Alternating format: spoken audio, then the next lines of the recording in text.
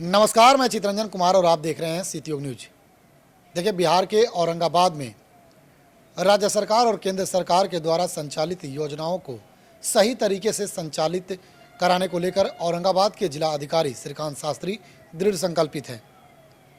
वहीं महीने के एक दिन में सभी योजनाओं को मीडिया के समकक्ष औरंगाबाद के जिलाधिकारी श्रीकांत शास्त्री रखते हैं। उसी को लेकर 23 जनवरी यानी कि दिन गुरुवार को औरंगाबाद समाहरणालय स्थित जिला समाहरणालय सभा कक्ष में औरंगाबाद जिलाधिकारी ने मीडिया को संबोधित करते हुए औरंगाबाद जिले में चल रहे केंद्र और राज्य सरकार के द्वारा संचालित योजनाओं के बारे में विस्तृत रूप से चर्चा किया और उन्होंने जानकारी दिया कि किस योजनाओं के तहत कौन सा कार्य औरंगाबाद जिले के धरातल पर हो रहा है, कौन से विभाग में कितना काम हो गया है, आंकड़ों के साथ उन्होंने सब कुछ बताया है। तो आइए औरंगाबाद जिलाधिकारी श्रीकांत शास्त्री क्या कुछ बताए हैं वह आपको दिखाते और सुनाते हैं। चूँकि बच्चे आते रहते हैं जाते रहते हैं, तो जैसे कि अभी जो नया जो नामांकन होगा तो फिर बच्चे उसमें आ जाएंगे, फिर निकलेंगे। पास आउट करने पर फिर बच्चे अपने घर को चले जाते हैं। तो वो कभी 100 कभी कम होता रहता है, वो सिलसिला चलता रहता है। इसके अलावा हमारा एक और अल्पसंख्यक छात्रावास हम लोग और बनाने वाले हैं, जो कि इसके लिए ज़मीन हम लोग को 3 एकड़ ज़मीन चाहिए और रफ़ीगंज में हम लोगों ने उसको आइडेंटिफाई कर भी लिया है। वो हमारा अगला हॉस्टल बनेगा। उसके बाद हमारे पास है बिहार राज्य वक्फ विकास योजना। इसमें हम लोगों ने G+3 बहुउद्देशीय भवन निर्माण के लिए जगह चिन्हित कर लिया है और ये हमारा सरकार से अनुमोदित भी हो गया है। कुशी में जो हमारा SC ST का जो कन्याओं का विद्यालय बन रहा है, उसी के पीछे में हम लोगों ने जगह चिन्हित किया है। ये काम भी आपको जल्द दिखेगा।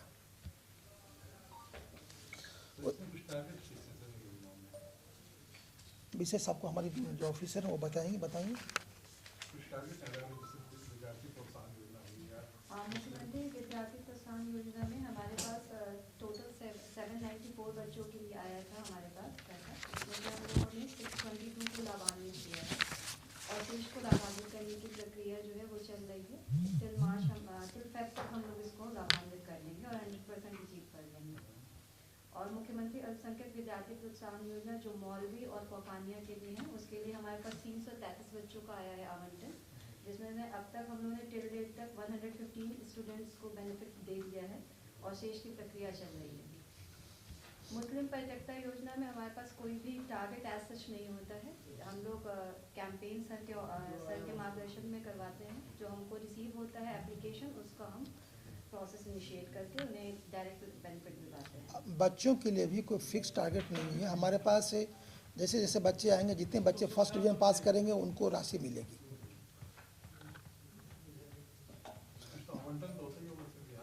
हाँ, जैसे कि 694 बच्चों का आवंटन हमारे पास प्राप्त है। आवंटन कम पड़ेगा फिर हम लोग मांग लेते हैं, सरकार से मिल जाता है। नेक्स्ट हमारा है DPO ICDS की जो हमारी योजनाएं चली, आंगनबाड़ी केंद्र हमारे पास जो चलते हैं, इसमें हमारे पास 4 तरह के आंगनबाड़ी केंद्र होते हैं। एक होता है जिसका हमारा अपना भवन है, एक होता है कि जो हमारे स्कूल में चल रहा है। जो न्यू एजुकेशन पॉलिसी आई है उसमें ये दिया गया है कि है वाटिका, स्कूल वाटिका का पोषण वाटिका।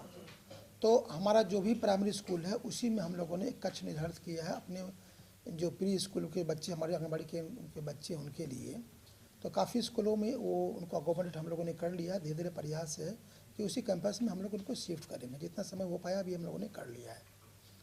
इसके अलावा हमारे पास है कि जो कुछ रेंटेड बिल्डिंग में भी हमारा आंगनबाड़ी केंद्र चल रहा है। और चौथा हमारा है वैसे भवन जो कि सामुदायिक भवन हो या महादलित विकास भवन का जो योजना होती है, उसके तहत में कहीं अच्छे कमरे उपलब्ध होते हैं तो हम लोग वहाँ भी योजना चलाते हैं।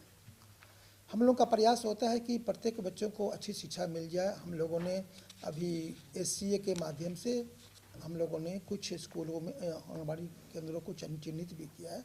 हम लोग वहाँ पर उनको बेंच डेस्क भी उपलब्ध करवाएंगे बच्चों का। बहुत जगह ये उपलब्ध हम लोगों ने कराया भी है। इसके अलावा हम लोग इसको जो रिनोवेट कराने में भी लगे हुए हैं। हम लोगों ने लगभग 160 आंगनबाड़ी केंद्रों को का जीर्णोद्धार कराया है, उनको सुसज्जित किया है और ये प्रक्रिया हमारी आगे भी चल रही है। 64 केंद्रों को हम लोगों ने भी चिन्हित भी किया है। इसके अलावा 11 को हम लोगों ने CSR के मद से भी टेकअप किया है। उसके बाद हम लोगों ने कुछ टेकअप किया है अपना DFMD फंड से भी टेकअप किया है। तो हमारा प्रयास है कि जितने भी हमारे सरकारी बिल्डिंग्स हैं जिनका अपना भवन है उसको सभी को 883 लगभग हैं, वो सबको हम लोग अच्छे से रिनोवेट कर दें और सब में बच्चों को बैठने के लिए अच्छी व्यवस्था कर दें, बेंच डेस्क की उनकी व्यवस्था हो जाए। जितने भी हमारा आंगनबाड़ी केंद्र है सब पर हमारी ये व्यवस्था है कि पेयजल की सुविधा हो, शौचालय की सुविधा हो। कुछ हम लोगों ने अभी सर्वे कराया था तो इस संज्ञान में आया था कुछ जो है हमारे उसकी जीर्ण शीर्ण स्थिति में आ गई है, तो हम लोगों ने उसको टेकअप भी किया है और उसका हम लोग रिनोवेट करा भी रहे हैं। तो अभी हम लोग जल्द ही उसको करा लेंगे। पूरक पोषाहार हम लोग बच्चों को देते हैं और हमारे आंगनबाड़ी केंद्र में बच्चों का जो हमारे सैम बच्चे होते हैं उनको हम लोग प्रयास करते हैं सैम से उनको मैम में लाएँ, फिर मैम से हम लोग नॉर्मल केस में बच्चों को लाते हैं। तो हमारे पास हॉस्पिटल में एक हमारा राष्ट्रीय पोषण मिशन के तहत में NRC भी है, तो वहाँ पर 25 बच्चों की कैपेसिटी है वहाँ पर, जो कि बच्चे ज़्यादा कमज़ोर होते हैं या गरीब होते हैं उनको हम लोग NRC में लाते हैं। उनको कुछ दिन 20 दिन 25 दिन 1 महीना रखते हैं उनको। अब बढ़िया चूँकि उनको भोजन मिलता है वहाँ पर, तो बच्चे जब सैम से मैम में चले आते हैं ना यार नॉर्मल हो जाते हैं, तो फिर हम उनको घर वापस करते हैं और उनके साथ में उनकी मदर को भी रहना अलाउड होता है। हाँ नहीं, जिला प्रशासन संबंधित विभाग चला रहे हैं। हाँ, हम लोगों ने पूरा सर्वे कराया था तो हमें मोर देन 11,000 बच्चे सैम के प्राप्त हुए थे। तो अभी हमारे पास वो आंकड़ा 8,000 समथिंग हो गया है। कुछ दिन पहले ही हमने ICDS की बैठक की थी, उसका रिव्यू किया था, तो मंथली उसको हम लोग रिव्यू कर भी रहे हैं और हमारे जो LS हैं ऐसे CDPOs हैं वो अच्छा काम कर भी रही हैं इस फील्ड में। तो हमारा जागरूक कर रहे हैं या क्या-क्या हाँ नहीं, जागरूक तो कर ही रहे। प्लस हम लोग वैसे बच्चों पर थोड़ा अटेंशन ज़्यादा देते हैं। जो बच्चा हमारे सैम का उसको जैसे हमने कहा है कि आप उसको डबल डोज दो, आप सिंगल डोज बच्चों को देते हो, जो बच्चे हमारा सैम में उसको डबल डोज मिले ताकि उसको बढ़िया पोषाहार मिले, ताकि उनका हेल्थ भी थोड़ा सा उसमें सुधार आएगा। और चूँकि बच्चों का भी हम लोग हाइट मेजरमेंट का ये सब व्यवस्था हमारी रहती है, वेट का मेजरमेंट की व्यवस्था होती है वहाँ पर, तो रेगुलर उसकी मॉनिटरिंग होती है। हमारे जो LS हैं प्रत्येक बच्चे को वैसे बच्चे हाँ वो हमेशा चलता रहता है। हाँ सर, चूँकि बात ICDS की पोषाहार की हो रही है तो सर के संज्ञान में मैं देना चाहता हूँ कि नवीनगर ब्लॉक ऐसे ब्लॉकों में है जहाँ बच्चों की पोषाहार की ही हकमारी की जाती है और ऐसे मामला एक ने कई वो सामने आया है, उन्होंने प्रत्यक्ष रूप से मीडिया के समक्ष रखा है। हम लोग पोषाहार के पैसे से 3,000 रुपये ऑफिस को कट जाते हैं। ठीक है, आपने बताया मेरे संज्ञान में, मैं इसकी जाँच करा लेता हूँ। अभी CDPO वहाँ की एब्सेंट है, वो अभी छुट्टी में गई हुई हैं, कुछ उनका हेल्थ प्रॉब्लम था, उसको मैं दिखवा लेता हूँ। इसके अलावा हमारे पास एक मुख्यमंत्री कन्या उत्थान योजना है। माननीय मुख्यमंत्री जी की एक योजना है। यह योजना 2018 से लागू हुई है। इसमें है कि एक परिवार में प्रथम 2 कन्या को हम लोग शिशु के जन्म के समय में 2,000 रुपया का लाभ देते हैं और 1 वर्ष जब हो जाता है उस बच्चे का, उसके बाद उनका आधार का पंजीकरण करा करके उसको 1,000 रुपया फिर हम DBT के माध्यम से उनके खाता में देते हैं। मतलब कि 2 बच्चियों के लिए 3,000 रुपया हम लोग राशि देते हैं, प्रत्येक के लिए 3,000 रुपया राशि हम लोग उनको उपलब्ध कराते हैं। इसका उद्देश्य होता है कि गर्भावस्था में उनका पंजीकरण हो जाए, ANC चेकअप उनका होता रहे और जो रूटीन इम्यूनाइजेशन होता है वो होता रहे, बच्चों का होता रहे, उनकी मदर का भी होता रहे। तो इससे काफ़ी इसके अच्छे रिजल्ट हैं और 2024-25 में हम लोगों ने कुल 8,546 लाभार्थियों को पंजीकृत किया भी है, उनको इसका लाभ दिया गया है। इसके अलावा हमारे पास उद्यान विभाग का, अभी मैं आपको बताऊं जैसे कि हमारे पास में उद्यान की अच्छी खेती हो रही है, नींबू की अच्छी खेती हो रही है, अमरूद की अच्छी खेती हो रही है, स्ट्रॉबेरी की अच्छी खेती हो रही है, मशरूम की अच्छी खेती हो रही है, पपाया की अच्छी खेती हो रही है। जैसे कि ये जो खेती हो रही है वैसे जगहों में हो रही है जो कभी हमारा नक्सली क्षेत्र हुआ करता था। जैसे कि आप देव में जाएंगे, कौन सा पंचायत है, दुलारे पंचायत में 400 एकड़ में हमारी अमरूद की खेती हो रही है और उस अमरूद का जो वृक्ष है वो उसकी साइज़ भी छोटी होती है और उसका जो फल है बहुत अच्छा होता है, बहुत मीठा होता है, बहुत सॉफ्ट होता है, वह उसका डिमांड ही बहुत है। दूसरी बात, जो भी हमारे पास प्रोडक्ट्स हैं उसकी मार्केटिंग में कहीं कोई इशू नहीं आ रहा है, उसकी मार्केटिंग भी अच्छी हो जा रही है, उनका प्रोडक्ट्स भी अच्छे से बिकता है। शहद की हमारे पास बहुत अच्छी खेती हो रही है और इसमें सरकार इसमें सब्सिडी देती है। सरकार उनको स्प्रिंकलर मेथड जो इरिगेशन का होता है उसके लिए सब्सिडी देती है, ड्रिप इरिगेशन के लिए सब्सिडी देती है, उनको पौधे हम लोग उपलब्ध करवाते हैं। तो सरकार का इस पर बहुत फोकस है उनका। जैसे कि मैं बताऊं कि अभी हम लोगों ने जो 50 एकड़ बंजर भूमि था उस पर हम लोगों ने 25 एकड़ नींबू का पेड़ लगवाया और 25 एकड़ उसमें अमरूद की खेती हम लोगों ने शुरू करवाया। वो बंजर भूमि थी बिल्कुल होगा। और विभाग का जो नियम है कि 1 लाख प्रति हेक्टेयर, 1 लाख रुपया प्रति हेक्टेयर हम उनको अनुदान देते हैं। प्रथम किस्त में 65% हम लोगों ने 32,03,300 रुपये का उनको अनुदान दिया है और शेष 35% की राशि हम लोग 17,50,000 रुपया हम लोग 2025-26 में उनको भुगतान करेंगे। उसी तरह से स्ट्रॉबेरी की खेती अभी हम लोगों ने 27 कृषकों को इसका फ़ायदा दिया है। 40% उनको हम लोगों ने अनुदान दिया है, उनका पौधा वितरण किया है 11,83,200 रुपये का। हमारे पास एक स्कीम होती है shade net house. Shade net house में होता है क्या है कि वैसे प्लांट्स जिनको कड़ी धूप नहीं चाहिए, थोड़ा सॉफ्ट धूप चाहिए, डायरेक्ट उन पौधों पर वो धूप ना पड़े, तो वैसे के लिए सरकार की तरफ से व्यवस्था है, शेड नेट हाउस की व्यवस्था है। और इसमें हम लोगों को 2024-25 में 2 किसानों को फ़ायदा इसका मिला 4,000 वर्ग मीटर में उनको फ़ायदा दिया गया। 22,50,000 रुपये का अनुदान का भुगतान भी उनको किया गया है। प्याज भंडारण इकाई के लिए भी हम लोगों ने 8 किसानों को दिया है। 50 MT क्षमता का प्याज भंडारण इकाई का निर्माण किया जा रहा है। प्रति इकाई 4,50,000 रुपये का अनुदान है, उसमें भी है। 2 किसानों को हम लोगों ने 9 लाख रुपये का अनुदान दिया है। इससे है क्या कि लोग प्रेरित हों और लोग आएँ, सरकार की जो सब्सिडी का जो सरकार जो अनुदान देती है, जो ग्रांट देती है, उसका लोग फ़ायदा उठाएँ। और चूँकि ये जगह जो औरंगाबाद ज़िला है एक कृषि प्रधान ज़िला है, कई फसलों की अच्छी खेती होती है, तो हमारे पास कोल्ड स्टोरेज का अभाव है। जैसे हमारे पास में आलू की खेती के लिए जो होती है, आलू का के लिए कोल्ड स्टोरेज नहीं है।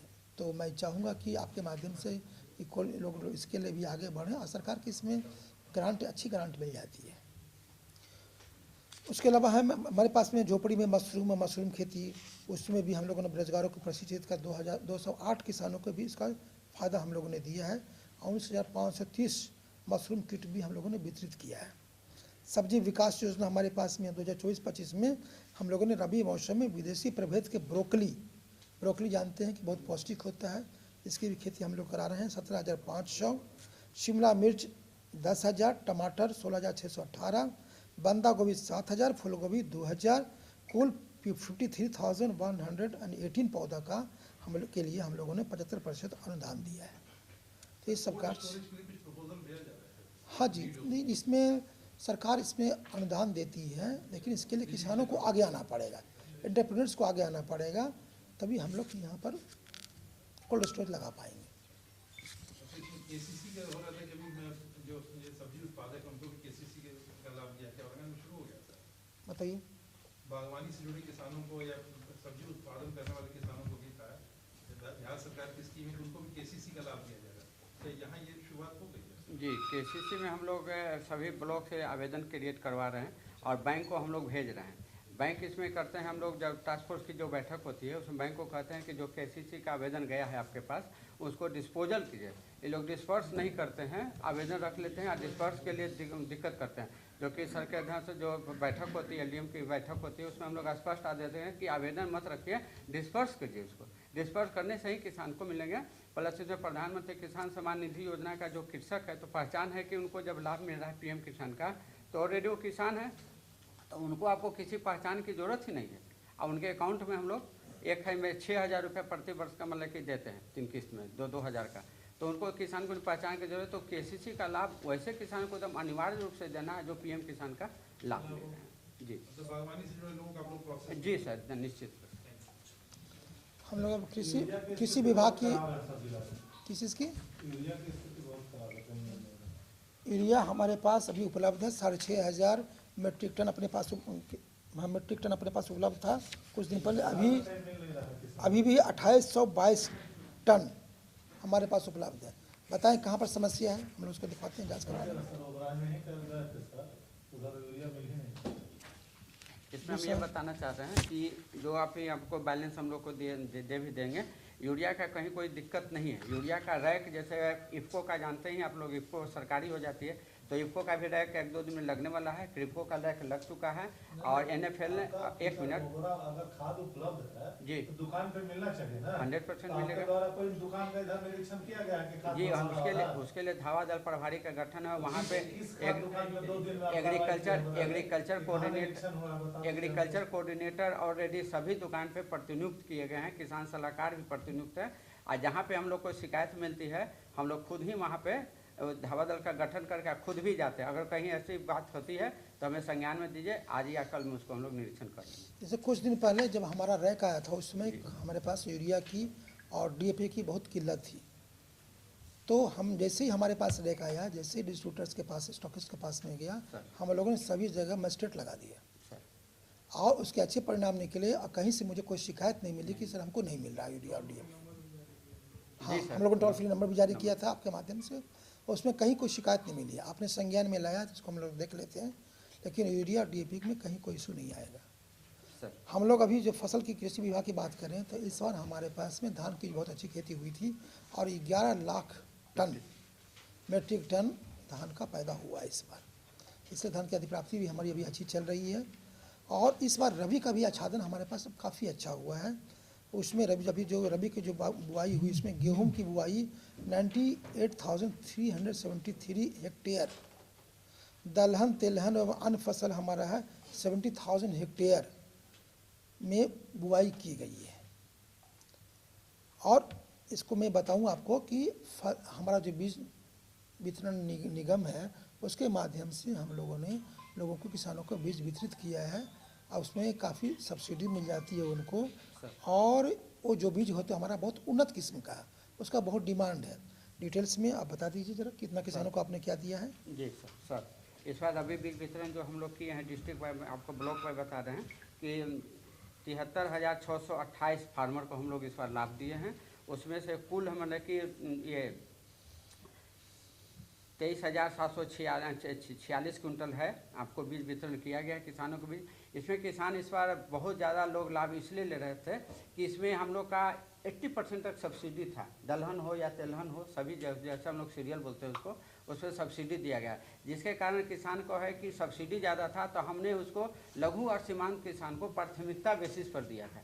बहुत सा पहले सब्सिडी का ये रहता था, कम रहता था तो बड़े किसान ही ज़्यादा लाभ लेते थे, लेकिन इस बार सब्सिडी ज़्यादा है तो ज़्यादा से ज़्यादा किसान, लघु सीमांत किसान लेके आके लिए हैं और 80% तक सब्सिडी था इस पर, ताकि किसान ज़्यादा से ज़्यादा लाभ लिए। ये भी आप लोग ब्लॉक वैसे अभी सभी लोग जुड़े हुए होंगे, ब्लॉक से कहीं से भी हम लोग लास्ट तक हम लोग ने बीज वितरण इसको किया है। गरमा का इस बार हम लोग का आया है, गर्मियों के आप लोग को दिया हुआ है 1715 क्विंटल हम लोग दिए हैं। इसमें गरमा में आपको आता है मूंग होता है, उड़द होता है, मक्का बीज और हम लोग का कुछ मिलेट का भी क्रॉप इसमें हम लोग डाले हैं। गरमा के कैसे मिलेट में जान ही रहे हैं आप लोग कि ज्वार होता है, बाजरा होता है, चीना होता है, हाँ सामा घास टाइप का भी होता है इसमें। तो इस टाइप से हम लोग गरमा का भी, जैसे गरमा का कहने का मतलब है कि रबी या खरीफ के बीच का जो खेत पड़ती होती है उसी को हम लोग गरमा का उसमें फसल देते हैं, जिसमें आपको उड़द आप लोग पेट के रूप में जानते हैं, उड़द का उसमें। तो उड़द माने उड़द भी हो गया, आपका मूंग हो गया। तो मूंग का सब लोग जानते हैं कि जब फसल होता है तो 2-3 बार उसको प्लकिंग हो यानी तोड़ा जाता है और फिर उस प्लांट को फिर हटाया नहीं जाता, प्लांट को उसी खेत में छोड़ दिया जाता है। उसको बाद में जैसे रेनी सीजन शुरू होता है उसमें मल्चिंग बोलते हैं हम लोग, मल्चिंग उसी खेत में उसको जोत दिया जाता है। तो उससे क्या होगा कि नाइट्रोजन, फास्फोरस, पोटासियम का अवेलेबिलिटी जो आपका मिट्टी में है वो बढ़ जाता है। जो ज़्यादा से ज़्यादा हम लोग किसान को यही बोलते हैं कि फर्टिलाइज़र का कम से कम यूज़ कीजिए, यही आपका वर्मी कंपोस्ट का काम करता है। यही अगर सड़ेगा गलेगा तो इसमें जो प्लांट में जो न्यूट्रिएंट है वो न्यूट्रिएंट आपको मिट्टी को प्राप्त हो जाएगा। धन्यवाद, हमारी तरफ से इतना ही।